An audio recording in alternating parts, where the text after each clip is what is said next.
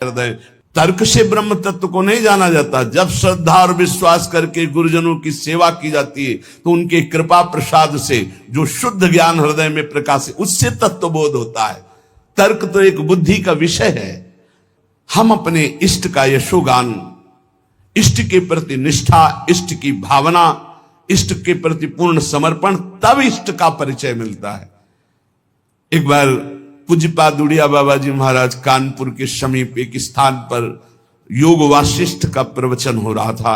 एक विद्वान, बहुत सुंदर प्रवचन। बाबा 3 दिन रुक करके योग वासिष्ठ का प्रवचन सुना। एकांत में मिले तो उन्होंने साष्टांग दंडवत किया, क्योंकि विरक्त आश्रम गुरु है गृहस्थ का। कितनी भी ऊंची स्थिति हो, पूज्य भाई जी महाराज चरण छू के राधा बाबा को दिया, क्योंकि वो गृहस्थ वेश में है और बाबा विरक्त वेश में है। तो गृहस्थ वेश विरक्त वेश के चरणों में झुक करके उसे गुरु भाव से देखता है। और जिसे ललकारा जाता है आकर के तर्क विवाद या इस, नहीं, ये विषय नहीं है, ये विषय नहीं। इसमें तो हारे को हरिनाम, जहां ये विषय आ जाए तहां सर झुकाए और मौन होकर के अपने आराध्य देव में लगे, ये विषय नहीं। समझाने का विषय है कि भगवत तत्व की रहस्य ज्योति स्वरूपा परम तेजोमयी अनंत ब्रह्मांडों की रचना में जो समर्थ प्रभु हैं, उनको आकर्षित करके अपने अधीन रखने वाली राधा तत्व के विषय का जो ज्ञान है, वो रसिकों के चरणों का सेवन, रजरानी का सेवन और प्रेम दैन्यता से पाया जाता है। वो बहुत तर्क के द्वारा तो ब्रह्म तत्व को नहीं जान सकते। बाबा ने उनसे पूछा कि हम तुमसे ये जानना चाहते हैं कि तुम इतनी सुंदर व्याख्या करते हो आत्म तत्व की, क्या तुम्हें आत्मबोध है? तो उन्होंने कहा, आप आश्रम गुरु हमारे हो, सन्यासी विरक्त हो, आपसे मिथ्या नहीं बोलूंगा। बिल्कुल 100 का 100% हमें कोई ज्ञान नहीं। हम केवल जो लिखा है, और हम विद्वान हैं, हम उसकी व्याख्या केवल करते हैं, हमें बोध नहीं। बाबा वहां से तीसरे दिन चल दिए। और फिर उन्होंने अपनी वाणी में लिखा कि ऐसा अद्भुत विद्वान भी ब्रह्म बोध से रहित हो सकता है। ये जो अखिल विश्व मोहन मोहिनी नित्य रासेश्वरी निकुंजेश्वरी श्री कृष्ण प्राणेश्वरी श्री राधा है, इन्हें ना कोई देख सकता है, ना स्पर्श कर सकता है कोई भी, जब तक किसी सहचरी की कृपा नहीं होगी। देवर्षि नारद जी तो अवतार हैं। आपने जब राधा किशोरी जी के प्रादुर्भाव, राधा जन्माष्टमी होती है, राधा जन्माष्टमी के पर्व पर सुनाया गया है कई बार कि देवर्षि नारद जी ने जब देखा कि परब्रह्म परमात्मा श्री कृष्ण पधारे हैं, तो इनका आह्लाद भी कहीं प्रकट हुआ है। आनंद का सार आह्लाद, प्रिया जो भी आई होंगी। अब वो खोज शुरू की पूरे व्रजमंडल में। तो जब सुना कि वृषभानुपुर में बड़ा उत्सव मनाया जा रहा है क्योंकि लाडली प्रकट हुई है, समझ गए जरूर श्री कृष्ण प्रिया का प्रादुर्भाव हुआ। बीणा लेके दौड़ते हुए गए। एक अपार आनंद है। वृषभानुपुर में प्रवेश पाते ही एक अलौकिक आनंद, जो श्री कृष्ण दर्शन से आनंद मिला था, उससे कई गुना बढ़कर आनंद बरसाने के दर्शन मात्र से हो रहा है। क्योंकि श्री जी का जो नगर बरसाना हो, जानते हो क्यों बरसाना कहते हैं? यहां निरंतर वर्षा होती रहती है। काहे की? पानी की नहीं। बरसंत में वो सहजाद्भुत सुख सौख्य धाराम, अद्भुत प्रेम सुख की वर्षा होती रहती, इसलिए बरसाने वाली श्री जी कही गई। परसत पुलिन सुलिन गिरा करसत चित सुर घोर, हर्षत हित नित नवल रस बरसत जुगल किशोर, इसलिए बरसाने वाली। गए देवर्षि नारद जी, वृषभानु जी ने साष्टांग दंडवत किया और अपने पुत्र को ला करके दंडवत कराई। उनका कोई नवीन संतान प्रकट हुई आपकी? हाँ महाराज, कन्या रत्न की प्राप्ति हुई, बड़ी अद्भुत दिव्य तेजोमयी, दर्शन कराओ।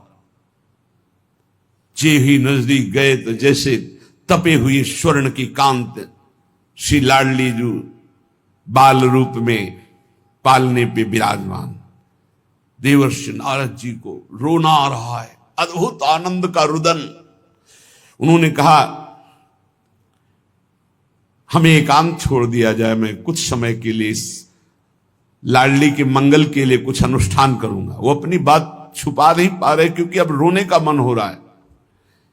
हमारी श्री जी हैं ऐसी, बोलना बंद हो जाएगा, चिल्ला चिल्ला के रोना आ जाएगा। कैसे बाड़ी का विषय नहीं है, जैसे कि प्रमाण श्री जी का प्रमाण। कैसे तुम्हें बताएं कि श्री जी प्रमाण की प्रमाण है, ये कोई कल्पना नहीं है। राधा तत्व कोई कल्पना नहीं है, राधा तत्व कोई ग्रंथों में लिखा हुआ केवल नहीं है। राधा तत्व छाती में है, नेत्रों में है, प्राणों में है, मन में है, सामने है, अंदर है।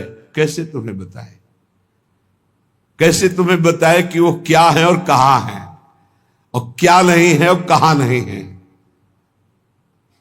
ये तो बाहरी बातें होती हैं, प्रश्न उत्तर सब बाहरी बातें होती हैं। जब किशोरी जी के लिए बात आती है तो आपको सच्ची बताएं, हृदय कहता मौन हो जाओ, बंद कर लो दरवाजा अपने नेत्रों का और किसी को ना देखो। ना हमारे अंदर जो है मैं किसी को देखने दूं, ना किसी को देखूं। सच्ची आपसे कहता हूं। पर सेवा दी है महारानी जी ने कि जब तक जिंदा हो तब तक सेवा करनी। इसलिए से कोई यहां विजयी होना या किसी को नीचा दिखाना या किसी को परास्त करना न स्वप्न में कभी था, न है, न रहेगा। ये जरूर है, क्या ये ब्रज झूठा है? क्या ये वृंदावन झूठा है? क्या ये लाखों रसिक जो डूबे हैं ये प्रिया प्रीतम के बिना जी रहे? तुम्हें कैसे बताए? अगर वो ऐसी कोई चीज होती कि छाती चीरो और दिखा दो तो चीर के दिखा देते, पर वो देखने की दृष्टि के बिना तुम चीरने पर केवल खून और मांस देख सकते हो, प्रियालाल नहीं देख सकते। उनके देखने के लिए हरिवंश नेत्र चाहिए, उसके लिए हरिवंश उपासना करनी पड़ेगी, उसके लिए तन मन प्राण सब कुछ समर्पित करके परम पावन प्रेम में डुबोकर तब देखना होता है। ये ऐसे होता है या हम बैठ गए, हमसे तर्क कर लो, हमसे विजय प्राप्त करो तर्क के अंदर। नहीं, हम तो हार गए, तर्क है ही नहीं हमारे मार्ग में। हमारे मार्ग में तो केवल बात रख दी, समझ जाओ समझ जाओ। नहीं, अवयोर भेद बुद्धिर, इसका परिणाम जब आएगा तो तर्क काम नहीं करेगा तुम्हारा। तर्क काम, अखंड बाल ब्रह्मचारी महान महिमा से युक्त अधर्म के पक्ष में बैठे होने के कारण श्री कृष्ण के अपने आराध्य देव के विपक्ष में युद्ध करना पड़ा। अगर हमसे चूक हो जाएगी तो हम आराध्य देव को नहीं समझ पाएंगे। वही शिव है, वही श्री कृष्ण है, वही राधा है, वही अम्बा है। अगर एक का हम भाव रखकर दूसरे का अपमान, कहीं किंचन मात्र कोई भक्ति, कोई आनंद, कोई हमारा सतमार्ग प्रशस्त होना कदापि नहीं हो सकता।